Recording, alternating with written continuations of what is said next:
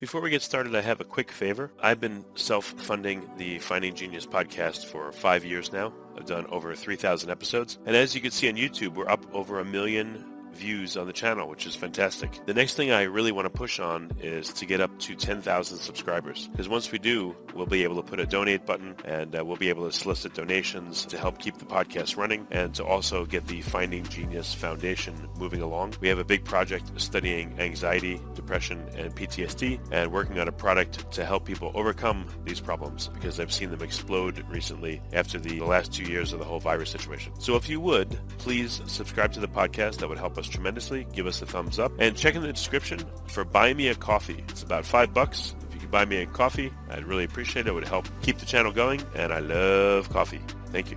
Hi, my name is Dr. Adam Bohnenblust, and I'm the founder of Texas Functional Health Centers. I'm an expert in chiropractic care and postural correction, focusing on natural methods to enhance your body's function. In today's podcast, I'll be teaching you about our TrueForm program, designed to help patients feel better faster by eliminating pain and improving their posture so they can live life without restrictions. Stick around to the end to discover how TrueForm can help you achieve a pain-free movement and enjoy life to the fullest. Forget frequently asked questions. Common sense, common knowledge, or Google. How about advice from a real genius? 95% of people in any profession are good enough to be qualified and licensed. 5% go above and beyond. They become very good at what they do, but only 0.1% are real geniuses. Richard Jacobs has made it his life's mission to find them for you. He hunts down and interviews geniuses in every field: sleep science, cancer, stem cells, ketogenic diets, and more. Here come the geniuses. This is the Finding Genius Podcast with Richard Jacobs.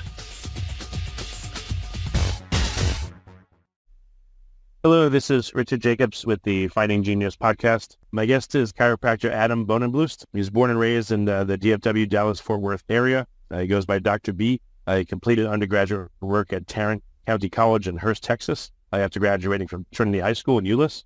He has a doctorate of chiropractic from Parker University in Dallas. And we're going to talk about his work as a chiropractor and how he helps people. So welcome, Dr. B. Thanks for coming. For having me. Tell me a bit about your history. What made you want to be a chiropractor? Why this area?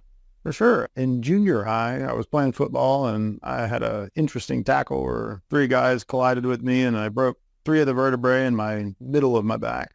I ended up at the primary care physician and they said there's not much they could do for me. And so my mother took me to her chiropractor. I had no clue what a chiropractor was or did. And he corrected it, improved my feeling significantly within moments. And I knew that I wanted to do something like him. I wanted to work with my hands, wanted to talk with people, and more importantly, I wanted to work in the air conditioning. So it seemed like a perfect situation for me. Yeah, no, it makes sense. So, some of your thoracic vertebrae, what were they, just misaligned, or were they, how bad was the damage?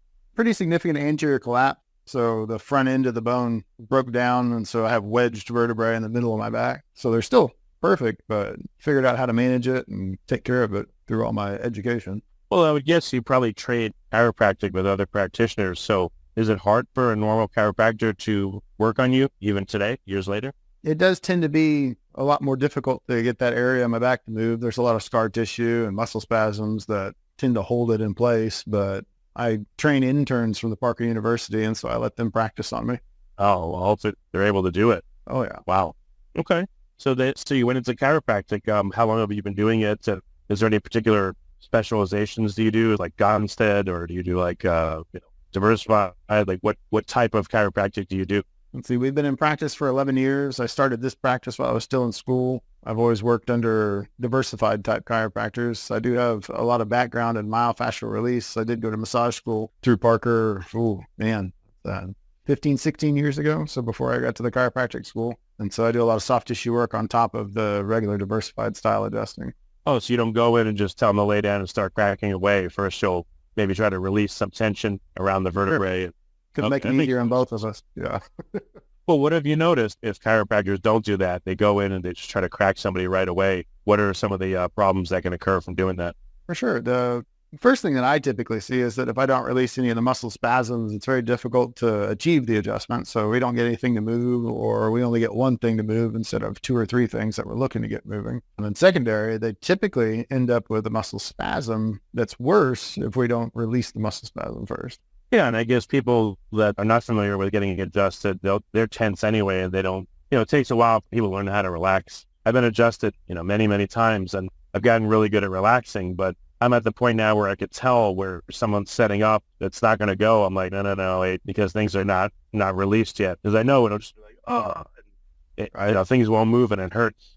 So I would guess that this pre-work makes it much more likely that things adjust. For sure, yeah. So what pre-work have you found works best? Some people do stim, hot and cold packs. Some people do like physical, kind of massage where they'll hold the muscles in certain positions to help them relax. Like, what does your pre-work look like for patients? Typically, I'm going to use a set of warm-up exercises. The premise is based in the Pedibond system, so it's a bunch of movements that help activate the muscles, move the blood around, loosen up the system so that we can get more movement overall. And then if I do find areas that are completely stuck with a muscle spasm over it, I will release those muscle spasms before I even think about doing the adjustment. I look for some range of motion before I do the impulse of the adjustment. And if I can't achieve any of that range of motion, there's no point in doing the impulse. And we'll go back to doing some active movements, trying to release the area, making it easier for both of us to get it to move.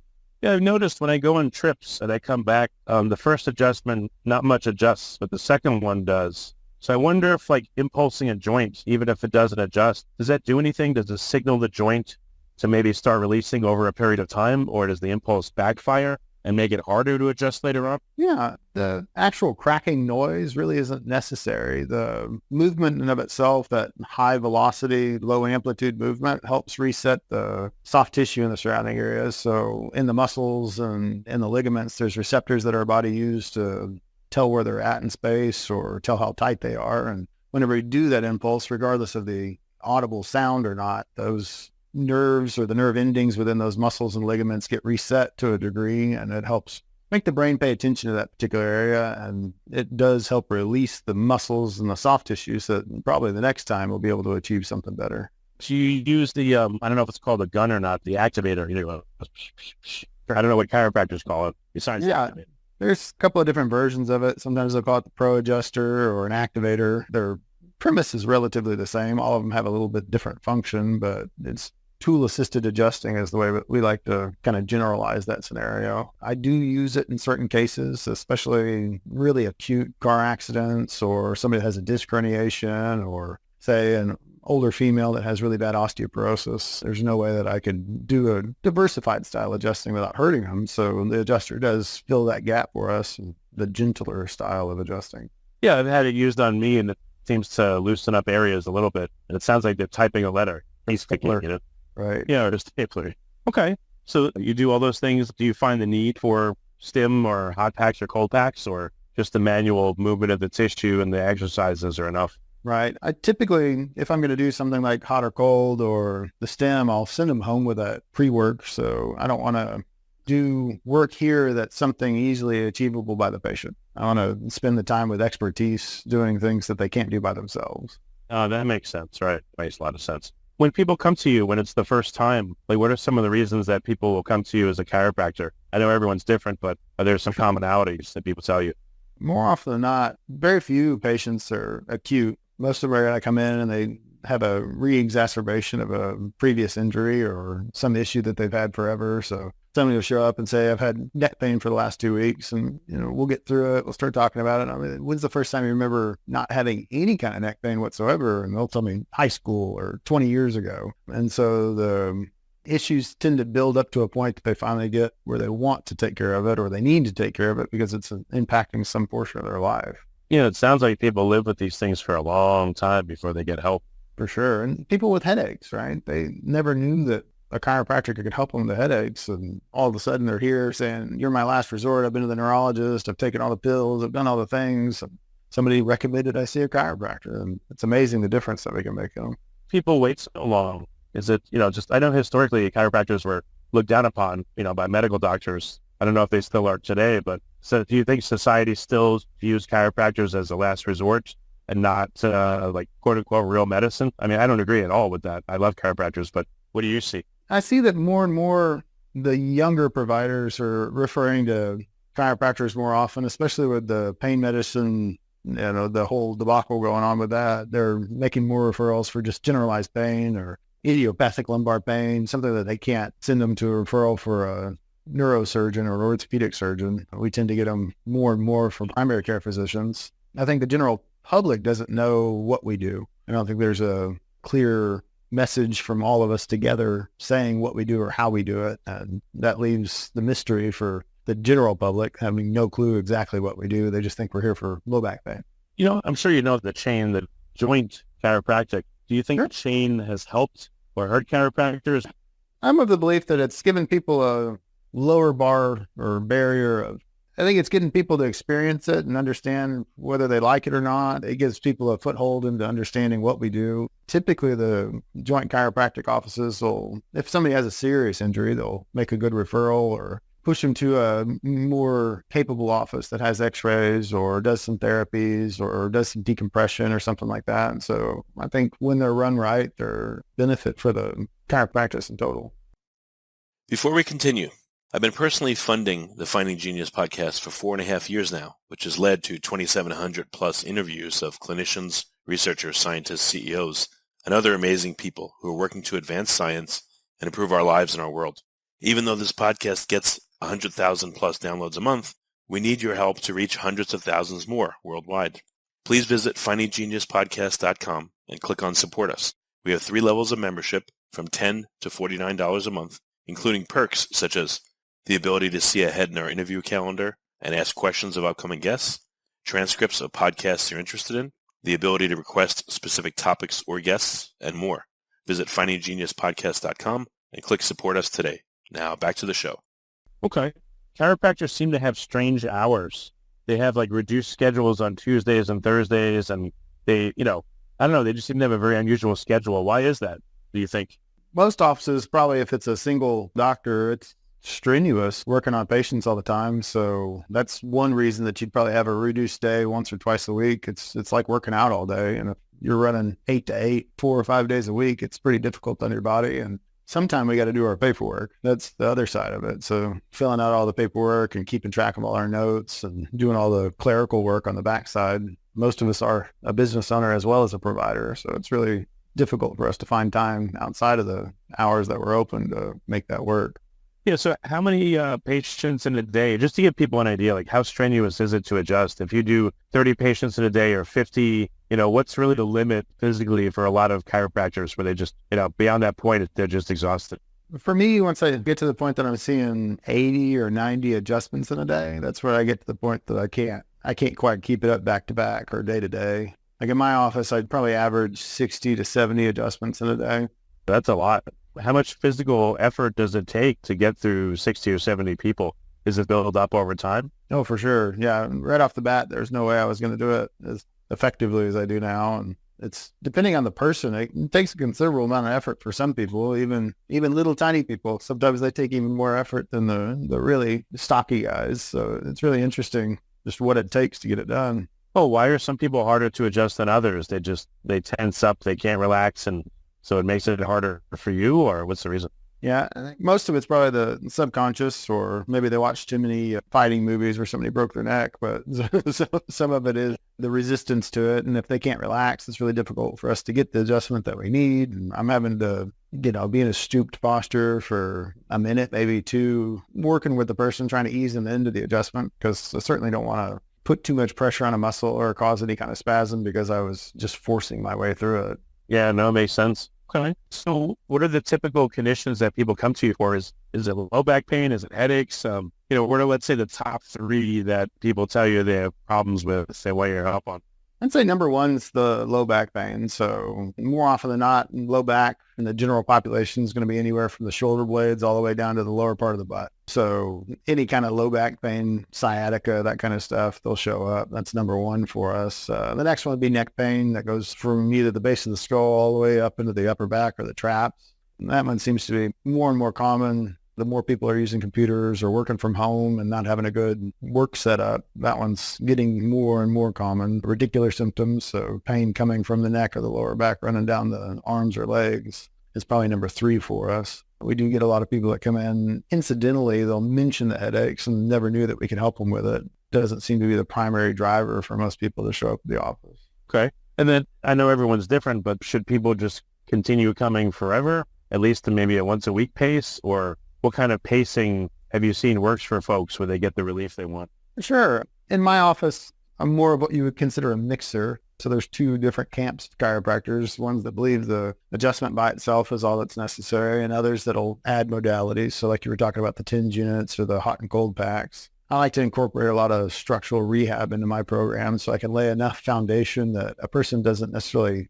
need the adjustment. They may want the adjustment at some point, but they don't need the adjustment. I do a lot of motion x-rays, so like a motion analysis to see where the subluxations are, how many there are, what direction they're stuck. And I use those as periodic checkups to figure out if they do need adjusting or what kind of frequency they would continue to need adjusting. So when people come in on their own, I mean, so if someone comes to you, they have a problem at first and then they get relief. Does a light bulb go on and they say, I'm going to start coming back on my own, just regularly? Or like what makes the difference between a patient that will come regularly on their own and one that will only come for a little while and just doesn't come again because they've gotten relief and they don't want to come again for some reason? Yeah, there's definitely a component to the first day or two that we're having conversations. And as long as it's clear in my description or understanding of how this occurred and why it was there and why it will continue to come, even if we do an adjustment or two, if they don't restructure their body to some degree, that seems to be the patient that, as long as they understand what I'm trying to tell them and how it works, they tend to continue regardless of the level of pain because they know that they need to change something. Some patients that are just, their neck's killing them, dying, we do the adjustment and they feel like they're 100%. Usually we'll see them again within 6 to 9 months, but that first time, sometimes it's only that 1 or 2 adjustments and they feel great and they just go on to the next place. Yep. All right. Would that be seen when someone gets chiropractic for a significant length of time, a year or maybe a couple of years? Like what happens to someone structurally if they get... Typically, if a patient's had any kind of structural deviation for, I'd say 6 months or more, their body's reformed a tremendous amount of their soft tissue. So like the ligaments, the disc, and the muscles have really changed their operating procedure to reset to a new normal. The most common thing that we think of is that normally a person has a C-shaped curve in their neck that goes back to front. If we have a subluxation for 6 to 9 months, typically that C-shaped curve goes away and we start to recruit the wrong muscles to support our body. Once we have those wrong muscles supporting the body, our body has a very poor mechanism of resetting back to normal. Those more long-term patients will induce that normal range of motion. In my office, I'll train those muscles to work again. If we can get those two working in unison again, we'll start to see the reformation of normal structure, soft tissue, the ligaments and the disc over that year time. Because in that construct, the thing that takes the longest cellularly repair would be the disc. Usually that's close to a year that your body's going to take to reform a disc from its state it was. Ligaments, for instance, they take 240 days to reform. So if you had a tighter ligament that was supporting the structure, we needed that to change its shape. It would usually take us 240 days to see the change in that. So, oh, wow. The muscles rehab very quickly, though. The cellular turnover of a muscle is about 90 days. My working premise is that if we can get the muscles to work, we can unlock the joints or get that range of motion at the same time we get those muscles. That's where the solution lies, because your body really has to be able to maintain that range of motion. Just because you get adjusted, I don't know, even if you were getting adjusted 3 times a week, that's only for a small moment in time. Your body still has to be able to maintain that movement. What about ligaments and tendons? What role do they play and how can anyone, improve their function? Ligaments and tendons, they're really what supports the structure, because as much as we think of chiropractic as moving bones, the bone itself usually is not the issue. It's the things attached to the bone. So the ligaments, the tendons, the muscles, the discs, all the things that keep it in space. That's really the thing that gets injured in a soft tissue injury, a slip and fall, car accidents. Any number of postural changes also strain those ligaments to the point that they have to restructure to be able to maintain that poor posture or deviation. So having the appropriate stresses and pressures on those muscles and ligaments will help them reform back to their normal. What about injury from car accidents or workplace injuries? Or, I've seen around town injury chiropractic, emergency chiropractic. Do you do injury work, car crashes or workplace accidents? And, what does that look like? Sure. I do personal injury. I have a lot of postgraduate work through SUNY Buffalo. and training for how to assess, diagnose, and treat personal injury patients, whether it be a slip and fall, car accident, roller coaster, or something like that. The biggest thing that we're going to assess is the level of soft tissue damage. A lot of people don't know that muscles are the most easily and readily damaged. They're typically brain strained before we rupture a ligament or we blow out a disc or we dislocate a joint. And that's the biggest thing that we'll pay attention to in the beginning for the smaller soft tissue injuries. The larger ones, so a significant whiplash injury, we're going to think of the damage to the ligaments. Once we structurally damage a ligament, we become unstable, right? So we think two joints will have too much range of motion relative to each other. And the response of the body in that situation is going to be to cause a muscle spasm to hold it all in place. Its ultimate goal is to protect the nervous system and not have any damage to that. And that fixation is going to cause us a lot of discomfort, pain, swelling, inflammation. And that's where we start to see the issues. We do a number of different analyses via the x-rays to figure out if there's any ligament instability or damage to determine what type of care, what frequency of care we need.